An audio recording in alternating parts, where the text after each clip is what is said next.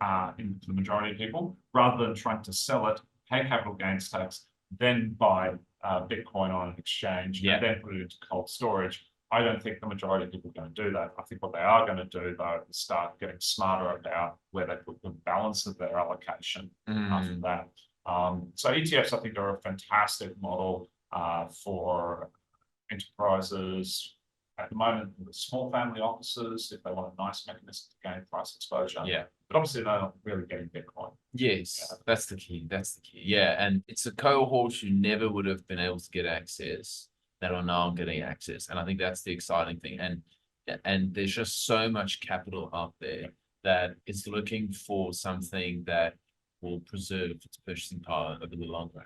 And look, you're right, because and this has probably been said on 100 podcasts before, but the part that is probably even more exciting and bullish for Bitcoiners in general is that a whole bunch of people are going to have Bitcoin exposure that don't even realize that Bitcoin exposure. You've seen recently Franklin options fund, which is basically blending in to the default position for pensions that are invested in that fund. They're blending in somewhere between 1 to 3% Bitcoin. That's amazing, yeah. So it's almost like adoption by stealth, and I can see that operating as a fundamental flaw, a buying flaw underneath. Absolutely. Price. You know, and especially when you look at some of the data around how little Bitcoin you actually need to have materially positive impact on the overall portfolio's performance. It's like you only need a couple of points. And, you know, I've said this a few years back, it doesn't make me an oracle, just like this is what everyone's talking about. All the supers are going to have Bitcoin. They're going to be exposed. And I've said to people, you're going to have Bitcoin in your super. You just won't know it, because they don't tell you anything about your like what they're actually buying. Yes. There might be a couple laggards, like my former super Host Plus and GFY to them, because I'm much happier now. But yeah, so like I think it's really exciting that these mechanisms exist. I know that we're potentially going to get something similar in Australia this year, maybe not, maybe next year, but there'll be monochromes. Seems like they're kind of primed for an ETF here. And it's just, absolute no-brainer. And it's just one of these things that as Bitcoin sort of, 15 years down the track, you just think about, like, people are now saying it's here to stay. And the FUD, it's used by criminals and terrorists and all that jazz, the environmental stuff, I feel like it's losing momentum. I feel like it is. I mean, there will always be the last kicks of the gazelle as it sort of succumbs to the leopard who's got its claw, its fangs deep on its throat. We're definitely in the then they fight you stage. Yes. But I mean, you can see that others have said that this is the end of the beginning and the beginning of the middle. That's a cool way. Certainly I was around, showing my age here, I was around for the very birth of .com, and prior to that, email. Yes, okay. Gopher. Okay. Which is like a precursor to the World Wide Web. I used Mosaic as my browser in the early days. So I can remember the FUD that was around the adoption of the internet. I can remember running around to businesses in my late teens, explaining to them why they needed a website, and hearing very much the kinds of responses that people say to me now about, there's no need for me to adopt Bitcoin. Yeah. None of my customers are using Bitcoin. Yeah. I'm just going to stick with Australian dollars and fax machines. So absolutely, we are. It has all of those hallmarks, all of those same echoes and feelings of how the world was back then when it was going through a transition. I think also we need to be also cognizant of the lessons that we learned from how the internet has evolved. So when the internet started, and if anyone's from the same vintage as me, you'll remember how cypherpunky it was back then as well. It was a bit of a revolution against the powers that be at the time. And the dream everyone had was that everyone would run their own web server at home, They would write their own websites. They would send and receive email on their own servers. And does that sound familiar to Bitcoiners right now? The philosophy that we have. Yeah, and it all changed, and then it all became like all these applications sitting on top, and all these sort of technological surveillance. We chose, and you say there's no solutions, only trade-offs, but some of those solutions that we went for had the trade-off of swapping convenience, cost, and ease of use for liberty and decentralization. So I think there's obviously a danger in Bitcoin that we must be acutely aware of. We don't want to see Bitcoin in 20 years' time being essentially a group of 5 or 6 companies controlling our access and adoption and use of Bitcoin, which is essentially the situation we've landed in now with the internet. Yes, it's still technically possible to host your own server, to run your own email, and those of us with an excitement and interest in doing that, and the hobbyists, we can. But we are, a small percentage. We're a tiny amount of leakage that is probably easy for the big corporates to ignore, because they have such a percentage of the market centralized around them, because they've quite rightly and quite well put together a beautiful package of services that you have to think about. And the same's happening with Bitcoin, and the irony is that I'm involved with I wouldn't say I was part of the cypherpunks, but I'd say I'm involved in these early adopter phase, whereas like I would say from an internet perspective, I was more just like a sort of coming on as a consumer, enjoying all the mainstream stuff. I think the first thing I Googled was Snoop Dogg and Tupac, weirdly enough. And it was at a showcase there somewhere in Cape Town. And I just remember like, okay, hold on, you can just hop on here and type in anything. You go, whoop, that popped up.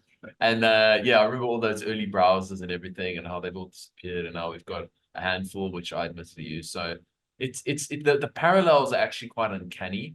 And as difficult as it is for people, and particularly I'd say boomers with respect, to like look at and go, this can actually work. Now boomers are loving Facebook. I mean, my mom's all over that stuff, and emails. They love it. In the middle of the bush in Africa, and there's my dad, typing away. So you could have, 15, 20 years ago, you would never have had that. So I'm thinking the same here, except it's the internet of value. That's it.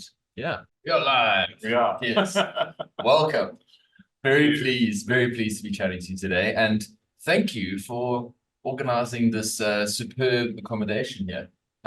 You might notice we've got some prestigious paintings, some Aussie flags, and we're here at the Brisbane Club, and really stoked to do this. Bit of a different setting to the brick wall. There we go.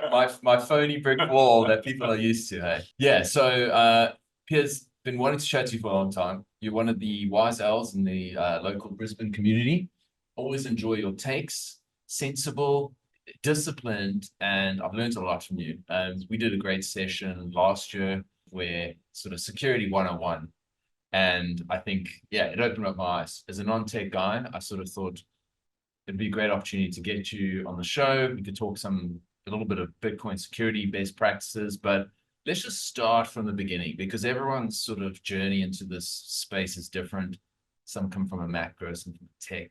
How did you get into this game called Bitcoin? Well, it's not a game, is it? No, it's not. No. But I guess it actually almost started here at this club. I went along to a conference held here at this club about blockchain and Bitcoin, and I found myself vehemently disagreeing with the speaker and expressing that opinion to the person sitting next to me, who then proceeded to invite me and that speaker to a joint debate, joint presentation about Bitcoin, blockchain, and the whole crypto ecosystem to the CEO Institute, which is a gathering of CEOs from a variety of small, medium enterprise companies that like to get information from various industry professionals about topics they haven't heard about yet. Yeah. And right at that point was, I think it was 2021.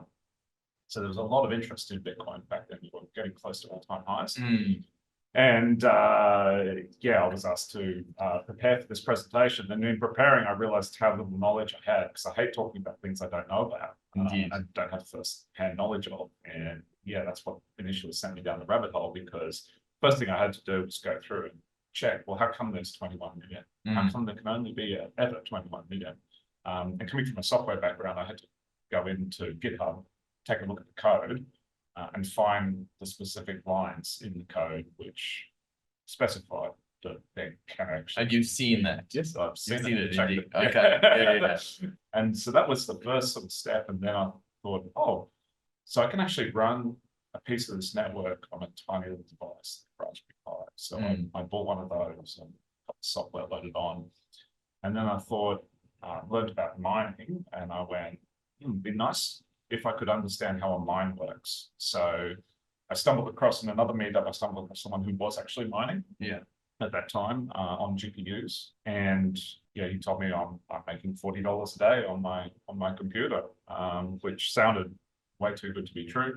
So I asked him, will you show me, will you teach me how you did this? And he proceeded to give me a full lesson on what pieces of equipment to buy, how to plug it together. Still got pictures, and shout out to you, Milo. And within a few days, I had a working mine that I could take along to this presentation with me. The one thing, if you've been in computers like I have for about close on 30 years now, I've never turned on a computer before and just left it running and seen some form of magic internet money coming out the other end. Yeah. And let me tell you, the first time you see that and experience that happening, and you see these magical numbers flowing into a wallet, app on your phone, it is intensely addictive. So what was originally just one machine turned into 3, turned into 10. And I was scrambling around thinking, well, where can I put these machines? And I happened to have my old office that we had held on to as rental property from my software company days, and we could not rent that office to save our lives. It's right in the middle of COVID. And yeah, my wife made it very clear to me that I was not to bring these noisy, obnoxious, hot miners to our home, or have the oven trip on our electrical system. So I proceeded to put all of these mines into my office, and probably went a little bit overboard, because I started buying racks, started getting electricians in and HVAC people to build, basically take windows out of the office, put louvers in, put high-speed fans in to start moving the air and extract all the heat. Before I knew it, I had a giant switchboard with 48 breakers on it, and I was learning all sorts of things about basically how to build mining infrastructure. And yeah, proceeded to basically build a bit more infrastructure than I needed, because I thought maybe there are other Bitcoiners out there who would love to get into mining, but just don't have an accessible, nice place to host these mines. Certainly they don't want them in their homes. If you've ever been near a Bitcoin miner, you've got a good idea. It's very hot, it's very noisy, it's an obnoxious machine, and it plays havoc with your home electrical system. So you just don't want one of these in your home if you can avoid it.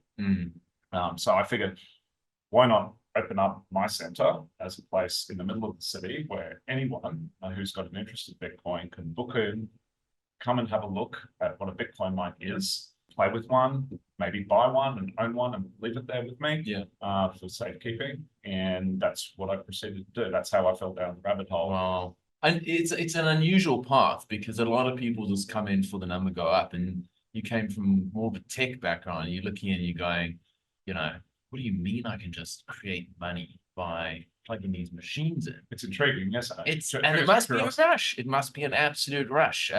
But I've heard you say so many times that it's a terrible industry to be in, because it's so hyper competitive, particularly here in Australia. And I'd like to sort of go down that path eventually.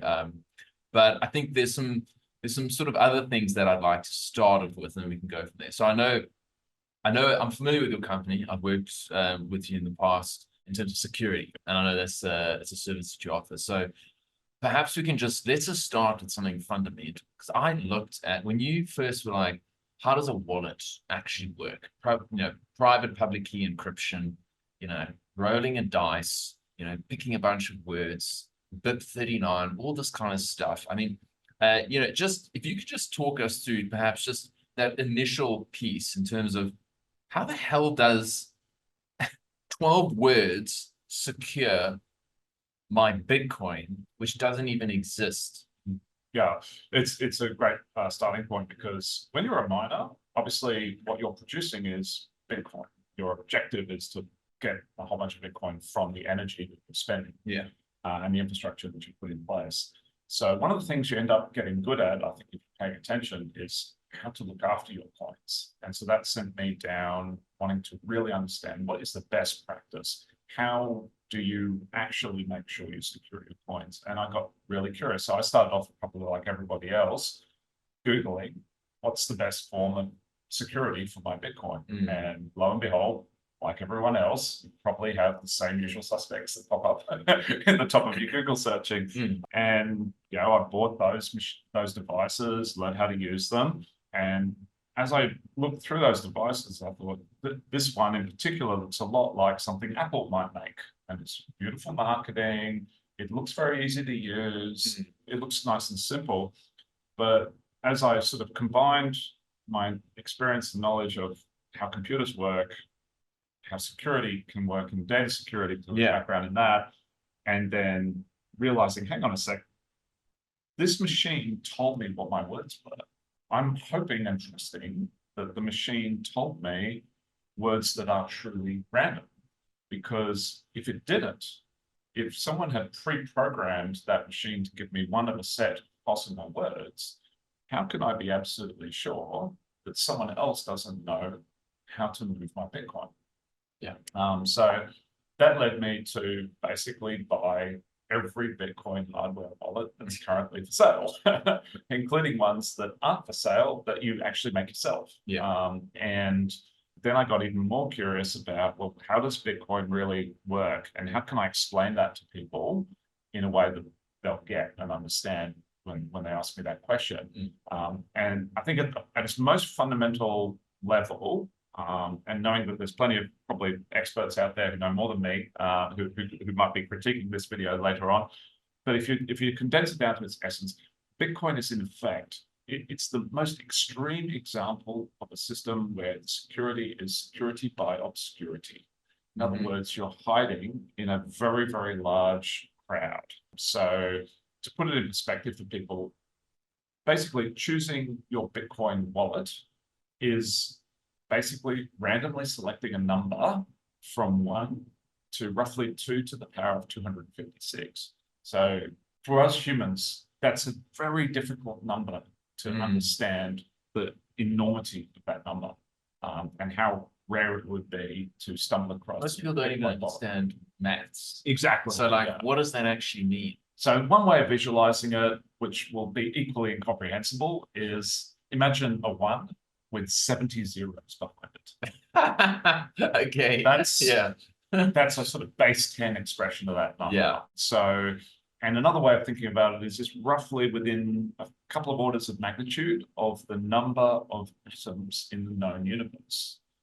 Now, I think that's far too big a number for people to contemplate or comprehend. But if we start off with a local example, so nearby to us here in Brisbane, we have a beach at the Gold Coast. It's a beautiful 70-kilometre stretch of sand. So if you just thought for a second that if I said to you, there's a security system where you can literally pick a grain of sand out of that beach, anywhere on the beach, and hide your treasure on that grain of sand. Right? Now you're even just, you're still very, very far off the level of security by obscurity that we're talking about. So one little grain of sand sitting in that beach, and the job of the attacker who's trying to get your Bitcoin or your treasure is to go and find that very same grain of sand that you selected out of that 70 kilometers worth of beach.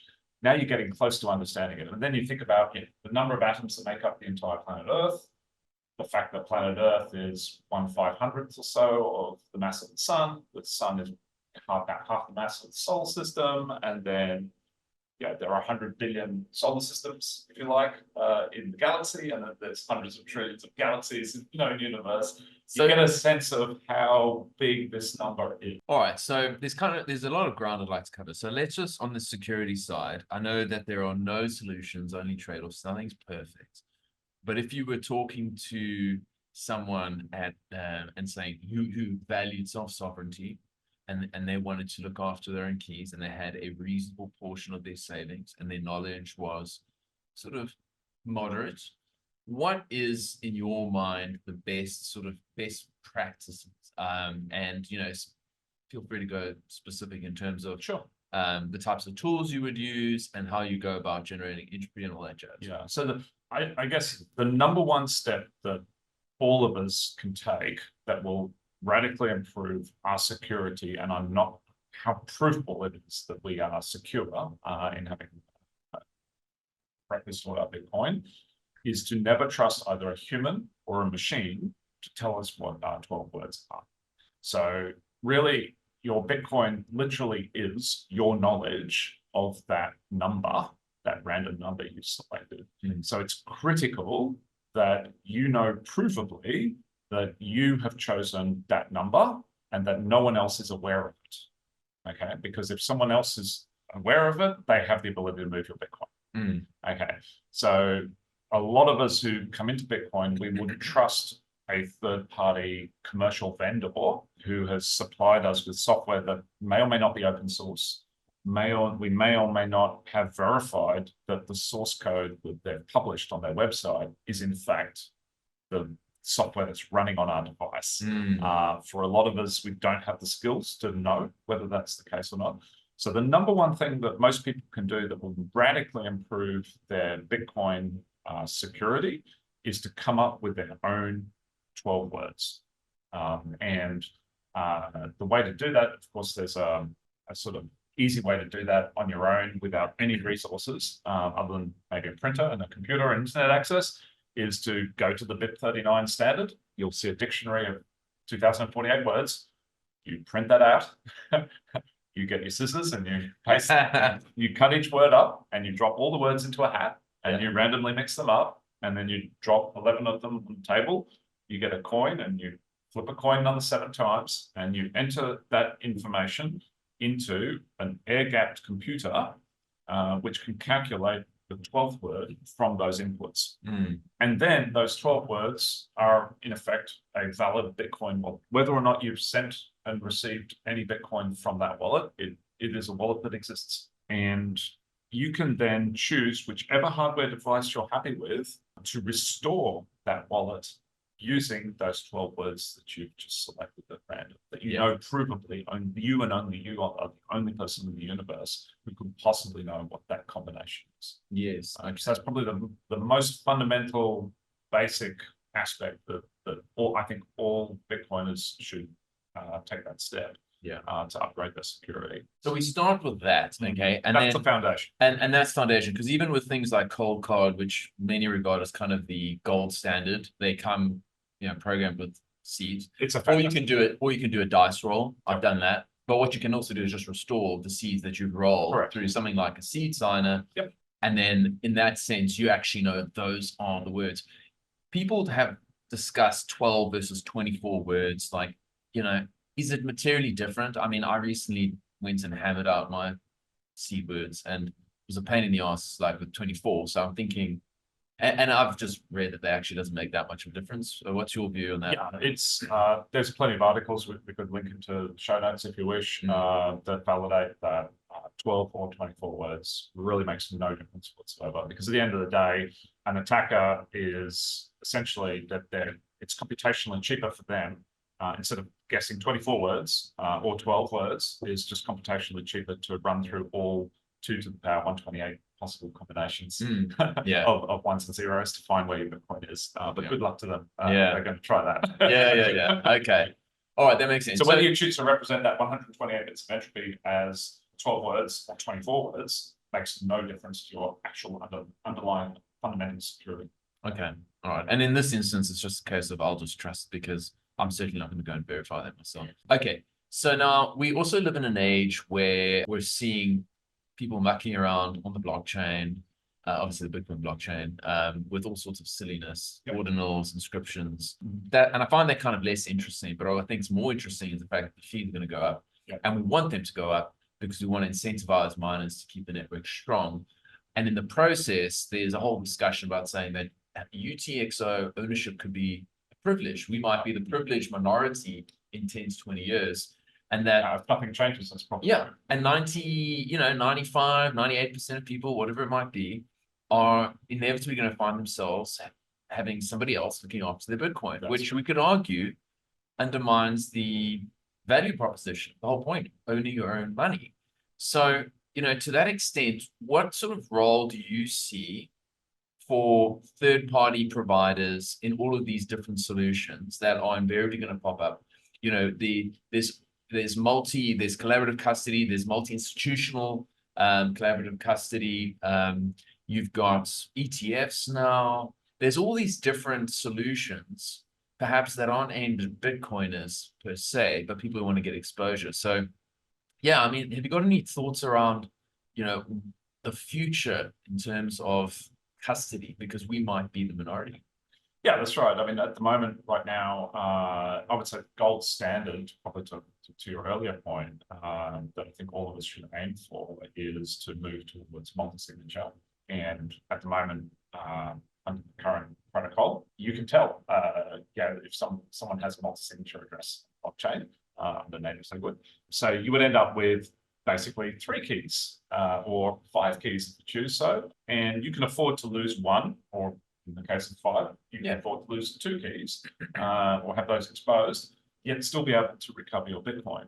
And so having multi-signature basically unlocks the ability for us to explore other forms of custody model that don't compromise the underlying premise of Bitcoin being something that you have some degree of control, well, that you have the ultimate control over. So in a 2 or 3 multi-sig, it is possible to give one of your keys to a trusted third party, or even in fact an untrusted third party, because that third party, if you hand over that one key out of 2 or 3, that party, provably does not have the ability to spend your coins.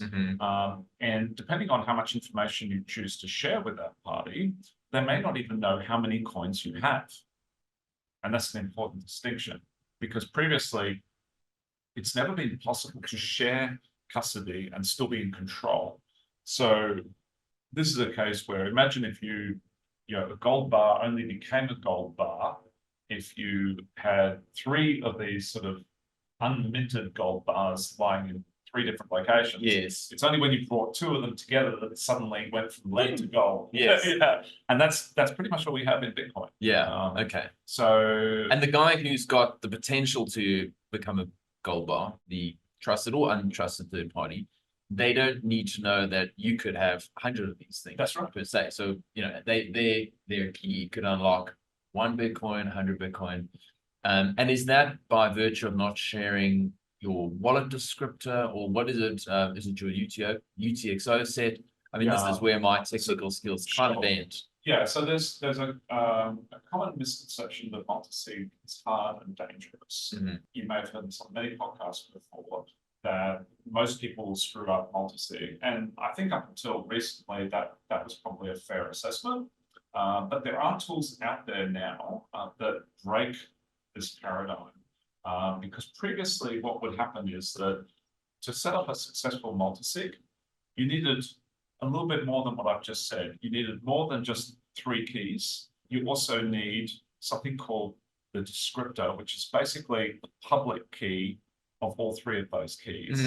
So you could afford to lose 1 private key, and you still have 2 of the other private keys, plus the descriptor, which is a combination of all of the public keys of the 3 keys that make up the multi-sig, in order to be able to describe the wallet to your wallet software, locate the funds on the blockchain, and then be able to spend and move those funds. Is the wallet descriptor best viewed as like a roadmap, as it to say, hey, this is actually, these keys are part of a multi-sig, Correct. and in the absence of that roadmap, these keys just operate in isolation, and we're not really sure how they can actually operate together. That's exactly right. So what is fantastic with multi-sig nowadays is that it's possible to engrave into metal or to write down on a piece of paper if you choose to. It's possible to fragment up what's known as the wallet descriptor, so that you can engrave onto the one media, one piece of metal. On one side, you can engrave the key, the private key, the 12 words that make up that key for that multi-signature. And on the other side, you can put about 2/3 of the descriptor file that you need, not the full descriptor file, but 2/3 of it on the back of one of these keys. And then you can have that repeated on the other two. So you end up with 3 plates, 3 metal plates. Yeah. Each plate has a private key on it. And on the back, each plate has the backup material that you need in order to be able to recover the plate. 2/3 of that. Yes. You have 2/3 on each plate, meaning that when you bring 2 plates together, you have 4/3 of the wallet recovery information you need, and the 2 spending keys that you need to spend from. Okay. Which means that you can afford to give one of those plates to someone who acts as your backup, a key holder, a custodian, if you like. Yeah. But they have no power over your Bitcoin. They can't spend your Bitcoin because they only have one of the necessary keys. They also can't tell how much Bitcoin you have, or be able to monitor on the blockchain what you're doing with your Bitcoin, because they only have a fragment of the public key necessary to be able to monitor and check all that information out on the blockchain. Okay, that's and cool. That changes dramatically what the industry as a whole can offer to Bitcoin holders as a backup strategy. Yeah. So you're hearing now about various people that are evolving into this space with a variety of different business models. And I think all of them have some. They're all testing out different business models, price points, different trade-offs, and giving people options. And I think the market will eventually sort itself out into various silos that suit various people on different stages of their journey. Totally. Yeah, absolutely. And like some people would say, okay, I will keep 2 and I'll give 1 to a trusted third party. Another person say, I trust myself so little that I'd rather have 2 trusted parties who are well established, who've got names and recognition in the space. Actually, I want to do the 3 or 5. There's so many different permutations. Multi-sig is very powerful. What are your thoughts on a passphrase? And tell me if I'm wrong here, but as I understand passphrases, you can use them to good effect if you've got, say, a single sig, and you want to kind of say, all right, I want to keep this pretty idiot proof. It's fairly liquid in the sense that I might want to spend it. So it's not in my sort of cold storage that I've locked away forever. So I've got my sort of 12 words written around on, and only I know the passphrase. And then what I do is I have, say, on the 12 word, essentially what I do is I have 2 wallets, both with identical 12 words. One's got a passphrase, one doesn't. And so effectively what I do is I have 98% on the one that's got a passphrase and the other one that doesn't. So then if somebody comes in and says, give me your money, punk, and I'll be like, take my 12 words. And the guy goes, boom, puts them in probably a crypto wallet, if you think about it. And he's not going to get a Bitcoin wallet. And then he'll be like, oh, okay. I'll be like, listen, that's all I got. I don't carry stuff. Does that actually work? And what are your thoughts on passphrases? I think the scenario you've laid out is a good one. Yeah. And it illustrates, I think, one of the biggest flaws in that approach, which is you still have knowledge and access to all of that material essentially in one location. Yeah. Right. So you actually still have not only if you just had 12 words, then you have a complete single point of failure. You either lose the 12 words or you give them away to an attacker. You've lost all your Bitcoin. Yeah.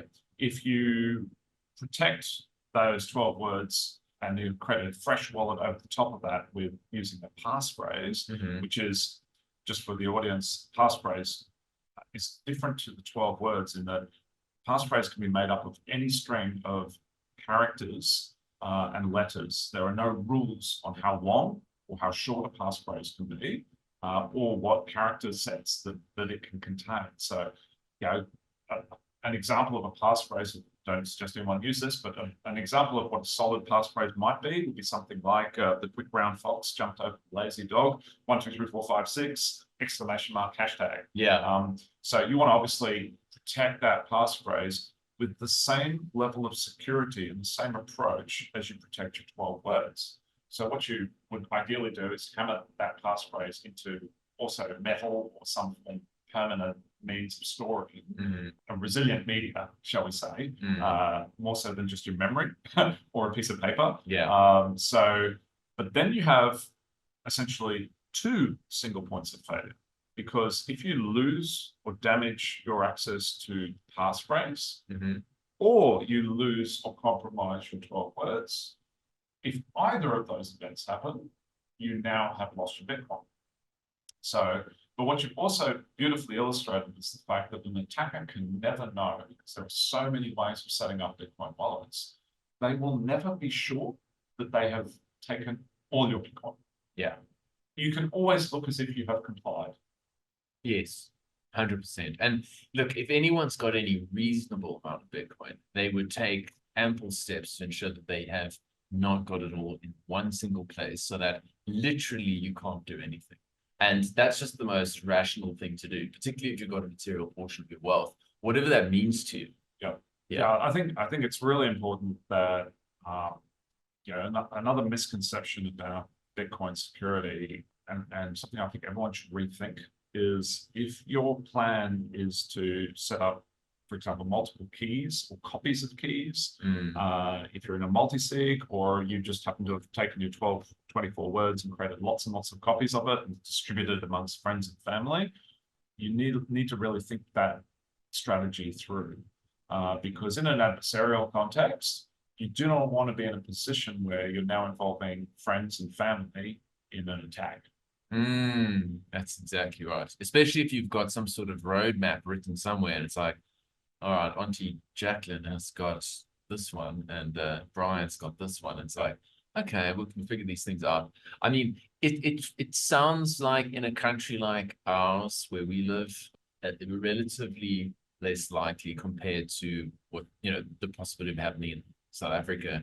If you're a high net worth running around with Bitcoin in your number plates, that's the sort of stuff, like it's asking for trouble in certain places. I've seen reports like in, whether it's Colombia and parts of South America, where people kind of, those $5 range attacks can prove to be very damaging. Yeah, there's so much more on the security side that we could chat about, but I want to make sure we touch on some other things, because there's a lot there. And I suppose the TLDR for anyone watching or listening is no solutions, only trade-offs, and it's definitely worth stepping up your game, because I reckon these Bitcoins are going to be worth something significant.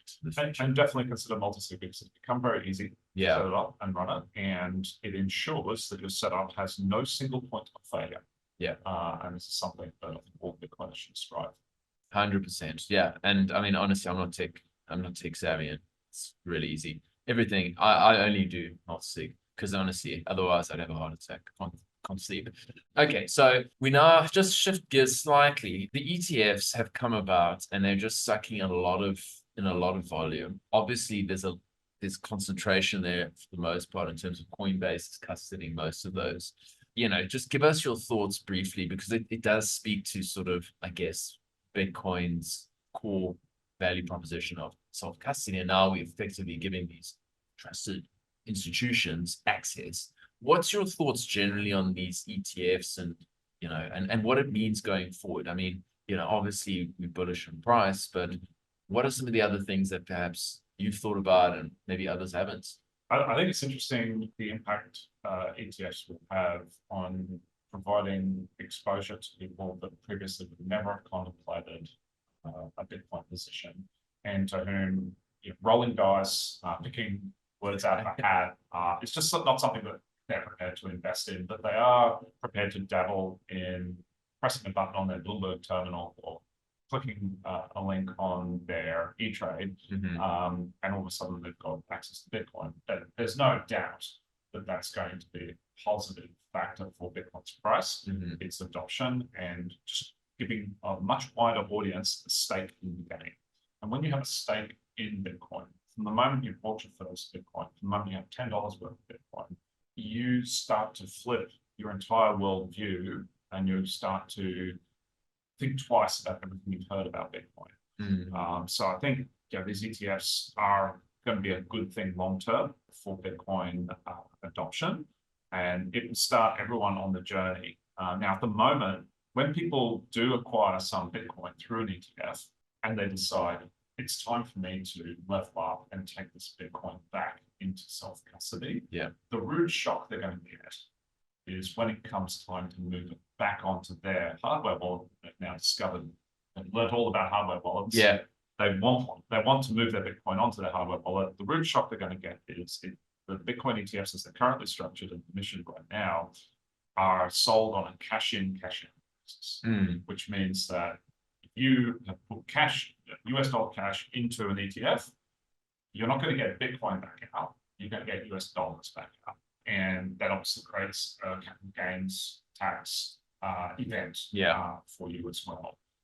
So I think a lot of people are going to find that they can't actually take custody of that Bitcoin, which is going to make, and it's not going to be economically viable for them. It'd probably be, from a net tax point of view, better to just leave the Bitcoin that you have accumulated in the ETF where it is, and for the majority of people, rather than trying to sell it, pay capital gains tax, then buy Bitcoin on an exchange, and then put it into cold storage. I don't think the majority of people are going to do that. I think what they are going to do, though, is start getting smarter about where they put the balance of their allocation after that.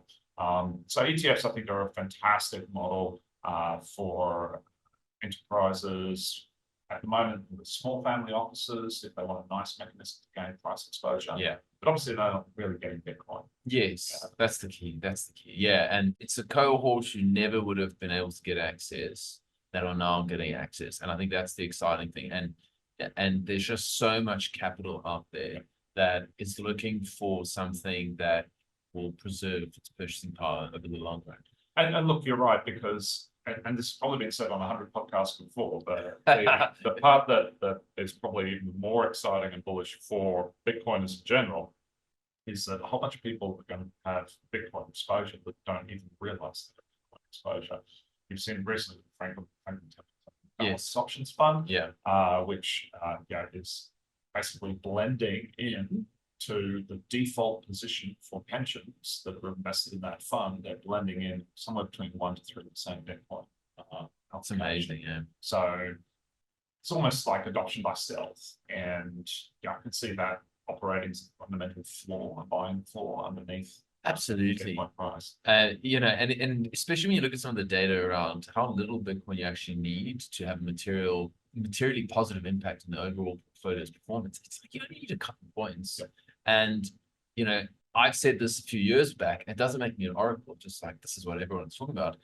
All the supers are gonna have Bitcoin. They're gonna be exposed. And I've said to people, you're gonna have Bitcoin in your super. You just won't know it, because they don't tell you anything about your like what they're actually buying. There might be a couple laggards, like my former super Host Plus and GFY to them, because I'm much happier now. But so like I think it's really exciting that these mechanisms exist. I know that we're potentially going to get something similar in Australia this year, maybe not, maybe next year, but there'll be monochromes. Seems like they're kind of primed for an ETF here. And it's just, absolute no-brainer. And it's just one of these things that as Bitcoin sort of, 15 years down the track, you just think about, like, people are now saying it's here to stay. And the FUD, it's used by criminals and terrorists and all that jazz, the environmental stuff, I feel like it's losing momentum. I feel like it is. I mean, there will always be the last kicks of the gazelle as it sort of succumbs to the leopard who's got its claw, its fangs deep on its throat. We're definitely in the then they fight you stage. But I mean, you can see that others have said that this is the end of the beginning and the beginning of the middle. That's a cool way. Certainly, I was around, showing my age here. I was around for the very birth of .com, and prior to that, email. Yes, okay. Gopher. Okay. Which is like a precursor to the World Wide Web. I used Mosaic as my browser in the early days. So I can remember the FUD that was around the adoption of the internet. I can remember running around to businesses in my late teens, explaining to them why they needed a website, and hearing very much the kinds of responses that people say to me now about, oh, there's no need for me to adopt Bitcoin. Yeah. None of my customers are using Bitcoin. Yeah. I'm just going to stick with Australian dollars and fax machines. So absolutely, yeah, we are. It has all of those hallmarks and all of those same echoes and feelings of how the world was back then when it was going through a transition. I think also we need to be also cognizant of the lessons that we learned from how the internet has evolved. So when the internet started, and if anyone's from the same vintage as me, you'll remember how cypherpunky it was back then as well.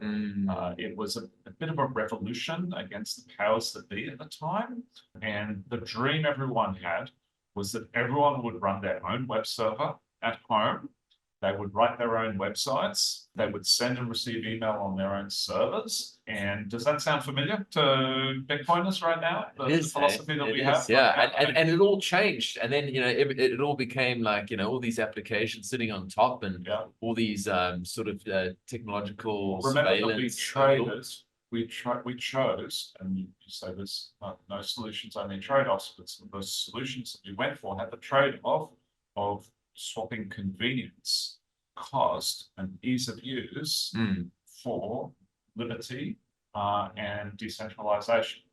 So I think there's obviously a danger in Bitcoin that we must be acutely aware of. We don't want to see Bitcoin in 20 years' time being essentially a group of 5 or 6 companies controlling our access and adoption and use of Bitcoin, which is essentially the situation we've landed in now with the internet. Yes, it's still technically possible to host your own server, to run your own email, and those of us with an excitement and interest in doing that, and the hobbyists, we can. But we are, a small percentage. We're a tiny amount of leakage that is probably easy for the big corporates to ignore, because they have such a percentage of the market centralized around them, because they've quite rightly and quite well put together a beautiful package of services that you have to think about. Yeah, and the same's happening with Bitcoin. And the irony is that I'm involved with. I wouldn't say I was part of the cypherpunks, but I say I'm involved in these early adopter phase. Whereas, like, I would say from an internet perspective, I was more just like a sort of coming on as a consumer, enjoying all the mainstream stuff. I think the first thing I Googled was Snoop Dogg and Tupac, weirdly enough. And it was at a showcase there somewhere in Cape Town. And I just remember, like, okay, hold on, you can just hop on here and type in anything. You go, whoop, that popped up. And I remember all those early browsers and everything and how they've all disappeared. And now we've got a handful, which I admittedly use. So the parallels are actually quite uncanny. And as difficult as it is for people, and particularly I'd say boomers, with respect, to like look at and go, this can actually work. Now boomers are loving Facebook. I mean, my mom's all over that stuff, and emails. They love it. In the middle of the bush in Africa, and there's my dad, typing away. So you could have, 15, 20 years ago, you would never have had that. So I'm thinking the same here, except it's the internet of value. That's it. Yeah. All right. So I guess just talking now a little bit about mining, because this is obviously something we touched on in the beginning. And like I mentioned to you before we started recording, like I had a squiz and said, like, it's not worth doing at my house, even though I've got lots of capacity. You said it at meetups and perhaps at some conferences, like, it's hard. It's very, very hard. And you've got to be passionate. You've got to care, because, it's difficult. And then I think back to a conversation I had with Bob Burnett of Barefoot Mining, and the way he described how we've got all these different participants in the mining space in terms of these elephants, which are like the massive publicly listed ones, then the horses, which are, you could say mid-sized operations, and then the little rabbits, people like dads and whoever else, like guys who want to just mine on their own at home.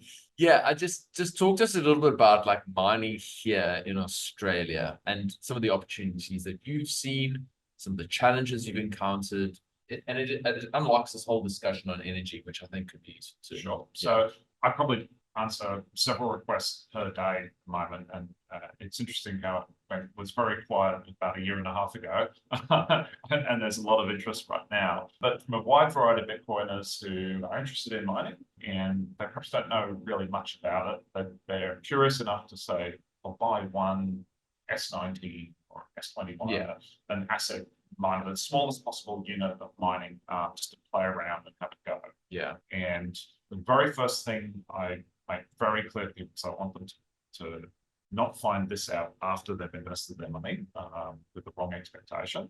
I guess the saying in my industry would be, friends don't let friends mine. Yeah, okay. If you come into mining and you don't have some kind of edge, the likelihood that you're going to end up with fewer sats than you otherwise would have by investing in a miner and hosting it at a commercial facility of any kind, be it here in Australia, our own centre that we operate here in the city, or with any of the other Australian venues where you can host a miner, or even if you just plug it into this excess solar panel in your roof, the chances of you ending up with more sats than you otherwise would have had by simply taking the same amount of fiat and buying Bitcoin and holding onto it are extremely high. So you are very, very unlikely, especially with one mine, to ever make your money back on that unit.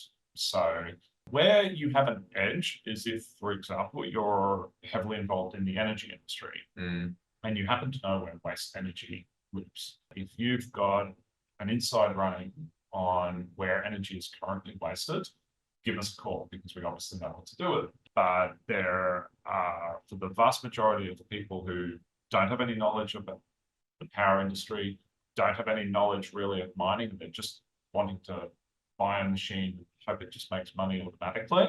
Unfortunately, the answer is you're probably going to end up not with as many sats as you otherwise could have. But if you're interested in mining anyway, and you're happy to accept that, then it might be worth playing with. Because one of the advantages of mining is it gives you the ability to buy coins literally with no permission other than paying an electricity bill. Yeah. Right. Okay. And also, if you know how to custody your coins, you can end up with a stash of Bitcoin that is entirely private. No one other than you knows that you have that Bitcoin. Yeah. And to many, many customers, that is an extremely appealing proposition to layer into their Bitcoin strategy. A small portion, doesn't have to be much, the small portion of Bitcoin that they know provably for sure, no one other than them knows they have. Yes, yes. Okay. And there's also, I mean, there's the potential in the future where those types of coins, so-called virgin coins, will have even like a greater premium than they do. Then they have a premium now. Okay. If you attempt to sell virgin coins, as you call them, on peer-to-peer trading platforms like this, RoboSats, etc., you'll find that compared to selling those same coins on an exchange, you'll see anywhere from a 5 to a 12% premium, and sometimes even higher. Yeah. Because in a number of those trading pairs, like AUD to Bitcoin, you'll see that there's very small amounts of liquidity available on those peer-to-peer markets, and those freshly mined coins with no track record associated with them, no history of identification, are extremely valuable. Yeah. So when we talk about wasted energy, because it's one of the things that fascinates me about mining, but not sufficiently to get involved, because I think I would probably be financially better off by just buying Bitcoin. You would, yeah. The former guest, Rob Warren, had said that he wrote an article called like Bitcoin miners are like the sort of energy dung beetles of the world. And I just love that. They're just going up and scooping up absolute wasted energy that would otherwise just dissipate and go into nothing. So in Australia specifically, we know that home mining is a challenge because our domestic consumption rates are really high as it is compared to the US and other places. So it doesn't make sense in any universe there. So we're talking wasted really only. What specifically are the best opportunities that you've identified in Australia? Because I don't think we have a lot of hydro, to my knowledge. But yeah, just talk us through some of those opportunities. Look, in Australia, the best opportunity that I've seen and worked in has been landfill gas. Shout out to Daniel Back, because this is an area where Bitcoin mining will always be most profitable where the energy is cheapest to produce and supply. If you look at your commercial or domestic power bill, and you look at the line item that says how much it costs to generate the power, you'll be shocked at what percentage of your bill is actually the cost of producing the power itself. It's probably only 3 to 4 cents is the actual cost of producing your power. Yet you pay between 25 to 30 cents, depending on where you are in Australia. Right? And the vast majority of that is poles and wires, the transmission lines that you're paying for. In Queensland, we have the ambulance levy. We have various other taxes and environmental charges that are piled on top, as well as retail margin. And all of those contribute towards somewhat artificially inflating the price of electricity. So that what you pay at your meter at the power reactor makes mining in Australia completely uneconomic at scale if you're in front of the meter. If you're behind a meter, if you can locate your miners at the point where power is being produced, it's possible that you can access the power at those much cheaper rates that you see if you break down what it actually costs to produce the power. You can get closer and closer to that number. You're now in the game. It's possible now to start making money with modern day equipment at those power rates. So the locations that I've seen which make the most sense, Australia's a big country. We have a lot of logistical challenges in Australia and a lot of high cost labor. We have a lot of regulations, and some of them are very valid with respect to safety and protecting the environment, which really do elevate the costs of operating any kind of energy-based organization in Australia. So if you're going to operate on a flare gas site in the outback, it could cost you $4,000 on a helicopter ride to get out to the middle of the desert to go and service your mines. So if you look at all the different locations and energy classes where you could put a mine in Australia, one of the best in terms of the cost of production is landfill gas. And this is because a landfill gas site is essentially a big rubbish dump. It's a hole in the ground. And in Australia, we have some environmental regulations about how landfills are set up, right? Which make this particularly interesting for Bitcoin miners, because the way it is, you basically dig a big hole in the ground. You line that hole with a membrane that is basically gas proof. You pour all the rubbish in. You then cover that up. So you've got this big giant pillow of rubbish. And you pierce the pillow with a bunch of straws, if you like, and you gather up all of the methane gas that gradually decomposes from within that pillow of rubbish. So you've got basically a capture device for the methane that's coming from decomposing household, commercial, industrial, domestic waste, all commingled together. And at a landfill gas site, obviously, councils have to pay to have all of this infrastructure put in place. So that's just a cost that's expended no matter what. So it's a sunk cost to the ratepayer.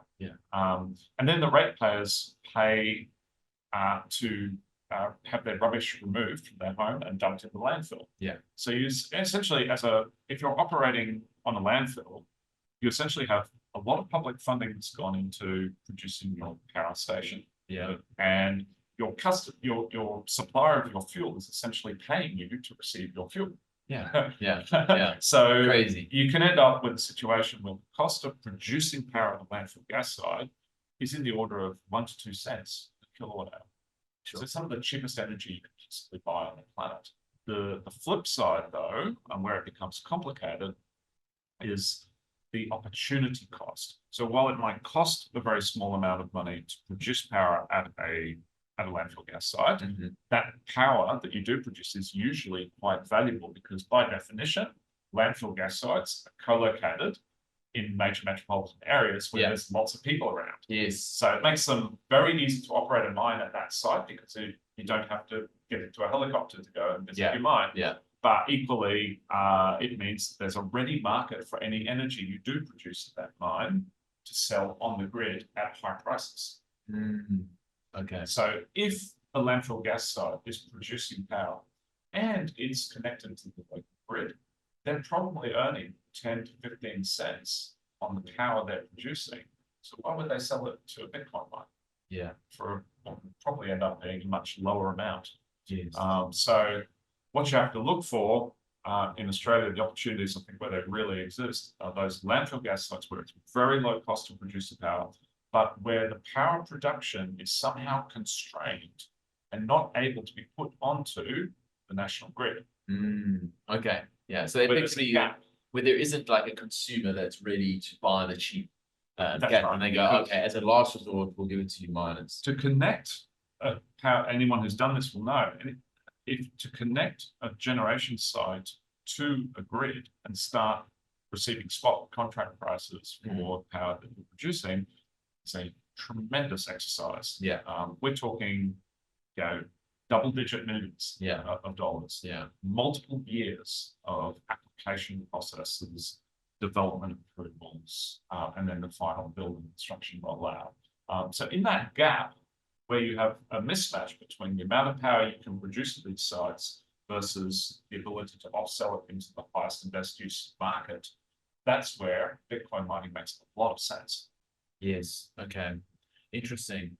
Yeah, I think there's so much we can chat about on the mining side because it's so bloody interesting. It's just unbelievable how uneconomic it is in like 99% of the time. And it's fascinating how we've got this thing that can actually suck up wasted energy, where before, to the best of my knowledge, we had aluminium smelters. So that's pretty much one of the only things that we had, and we couldn't just switch them off like that. I guess another area where if we can get low-cost power delivered in the metropolitan area, we could have elephant miners here in Australia.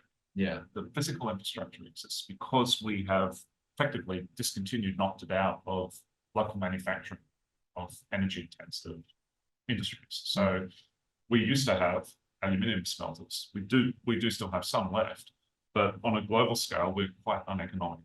Yeah. Because of our high power costs and our high labor costs to do that work here in Australia. So a lot of this infrastructure has been built and then effectively left to wallow. And there's no tenant now available for these old industrial sites with very large transformers and very large substations available. Yeah. We could draw a lot of power out from, but those industries have disappeared. So if you can repurpose that infrastructure, it's ideal because you just walk into a local site where almost everything's already set up. Yeah, totally. Absolutely. Last one here, Piers. Nuclear. When I think about nuclear, it seems to be like an own goal that most of the West has abandoned nuclear. And again, I'm not an energy expert by any means, but now we've got these small modular reactors that are in production in various parts of the world. I think some places like France demonstrated quite a bit of energy resilience, particularly in the last couple of years in Europe, where they essentially were exposed. Their poor policy was exposed. Wouldn't it make sense for Bitcoin miners, whether they are the elephants or the horses, to engage with governments and try and get nuclear back and say, like, look, we recognize it's a multi-billion-dollar exercise, but once that infrastructure is there, I mean, it lasts a long time, and the power produced is consistent, reliable, and cheap as all hell. And that's a win for your citizens. I mean, what's stopping that from happening? It's clearly a political hot potato. And I think, what do we call it? The Overton window? Of things that are politically tolerable or possible to even discuss. Yes. I think the Overton window as well truly shut for nuclear in Australia, well, for many years, probably since Chernobyl, and probably bookended by Fukushima. It's just been reinforced. What are probably anomalous nuclear incidents that have happened that aren't indicative of a properly managed nuclear program when you consider, for example, France that's had a perfect track record. Yeah. And basically function its nuclear fleet operational like it has. Yeah, it seems like an absolute no-brainer for Australia to go that path. But as has been said to me before, we've recently, I think there's a social, economic, and cultural trend to focus on what looks good rather than what works. Yeah, exactly. There's a quote somewhere. There's a quote that I've seen somewhere that politicians are in the business of selling solutions, and it's independent whether they work. Absolutely. I mean, you see that in hydrogen, right? The physics and the economics make no sense whatsoever. And yet it seems to be an election winner and a real buzzword. And yet no one has really seen or used hydrogen in any practical economic scale that I've seen. either here or anywhere in the world, really. Yeah, and it's amazing because it all comes down to also an inability to have sort of any vision beyond the first order consequences. To think, imagine if all the consumers and everyone in Australia sort of actually were able to say, look, there's these two paths we can go. We can go sort of net zero by pursuing the solar route, and this is the real carbon footprint of this approach. Because we actually have to dig all this stuff up the ground. We have to produce things. They're not biodegradable. It can be unreliable, hail, whatever. Or we can go this nuclear route. Yes, your cost of energy. What do you want to vote for, guys? That's just not how it works. It's frustrating, absolutely. But it is. Politics is an emotional and narrative-based argument. It's not a logic or fact scientific-based. No. Yeah. And then also you sort of over the long term it's a popularity contest. And at the end of the day, like you got to think about the without getting too political, you just got to think about if everyone's going to vote, and you've got some people who vote because they like this person's green hair, and the other person is really thinking quite carefully about the policies. You're not necessarily going to get the best outcome. That's just electoral politics for you and for your horizons. That too, they just don't care what happens beyond their tenure.